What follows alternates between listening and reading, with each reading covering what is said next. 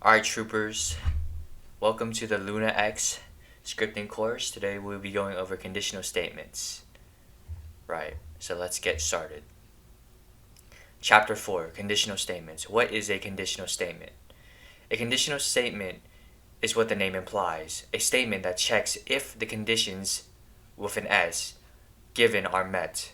In coding, this is done by comparing two types of data with an operator. Here's an example, right? We have local x equals 5. If x is equal to 5, then, and since x is equal to 5, right? Since x is representing 5, then this is true because x is 5, right? So this would print x is 5, okay? And it would work. So we have the red for the pieces of data the two pieces of data that you're comparing, and the green for the operator in which you will compare them by. Okay, but you're probably wondering, what is an operator, right? An operator is the medium in which you will be comparing the two types of data. There are 6 operators, 4 of which will only be used for numeric comparisons, okay? No, you cannot compare different data types to each other. So what I mean by this is, you cannot compare a string value to a number value. You cannot compare an instance value to a string value, and so on and so on, right? Only numbers can be compared to numbers, and only strings can be compared to strings. So let's say you want to compare if an item is named something to another thing. So let's say if you want to check if the part you're checking is named, let's say pineapple, right? Well, you wouldn't do game.workspace.pineapple is equal to the string value pineapple. You'd do game.workspace.pineapple.name is equal to or not pineapple, right? Because game.workspace.pineapple is actually the instance, and it's not the string value, okay? But since if you do .name, right, since .name is a string value, it would render as correct, and it would let you make that comparison or check that comparison, right? So here are the operators: equal to, right, not equal to, which is the opposite of equal to, and then the numeric ones, right? You can probably guess what these do: greater than, less than, greater than or equal to, blah blah blah. All right, and then we also have add-ons that you can do to the conditional statements. So additional conditions.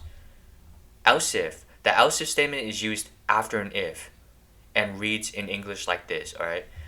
If the statement above me is not met, then check if I'm correct. And if I'm correct, then run my code and end the conditional event. An else if statement can only be used after the initial statement is set up. Okay, so here's an example.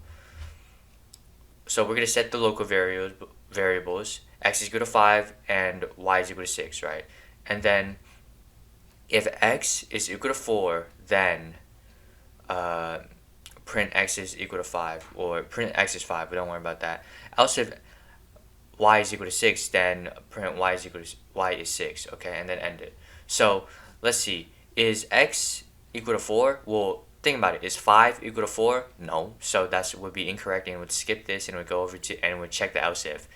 Well, is y equal to 6? Well, y is 6, right? And this is checking if it's 6. So 6 is equal to 6, right? So it would check off, and then it would print y is 6, and then it would end, right? So that's an else if.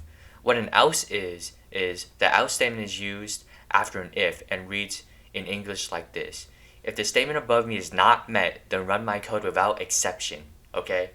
This is if everything before is false, basically, then run this as like the last resort if you want to put a last resort. So here's an example.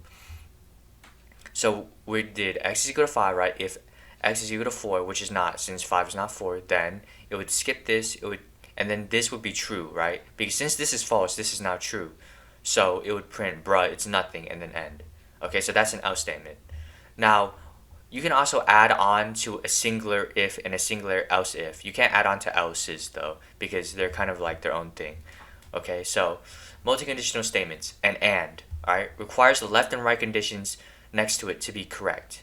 Reads like this in English: if x is equal to 5 and y is equal to 6, then run the code slotted in the condition and end. So basically, if x is equal to 5, check, and y is equal to 6, check, then print x is 5. It would print that, and then it would end, okay? But let's just say x was 4, right? Since this would not be correct, it would not do anything, or both conditions would not be met, and it would not print x is 5 if x was 4, right? It would just skip immediately to the end. And then an or. Or requires either the left or right conditions next to it to be correct. the keyword is either, right? It doesn't matter if one of them is incorrect and one of them is correct, as long as one of them is at least correct. So if x is not, or my bad, if x is equal to 5 or y is equal to 6, then run the code slotted and then end. So here's an example, right? We have x is equal to 5, y is equal to 3, okay? If x is equal to 5, which is correct since 5 is 5, or y is equal to 6, which is not correct since 3 is not equal to 6, okay, then print blood troopers are moving, or blood troopers are on the move, okay? Since x is equal to 5, right? Since this is correct and this is an OR statement, that means as long as one of these has to be correct, it would run, so this would run.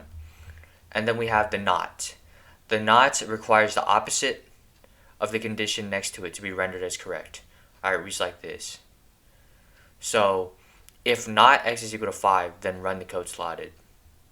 Alright, example, since x is equal to 5, right, it would check off. So this not would be incorrect, right? So it would not run this code since this not is not true, right? It would just end it.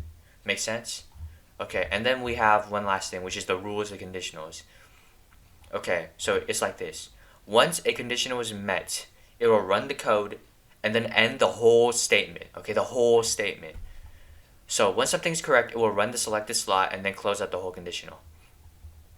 If x is equal to 1, which is not true since x is 5, then it would skip and check if y is equal to 6, which is also not true, and then it would check if z is equal to 10, which it is, right? Since 10 is a 10, it would print broad 3, okay, and it would not check the else if p is equal to 3. It would entirely skip it and go straight to the end once the slot between this is ran, alright, once the code in between here is ran.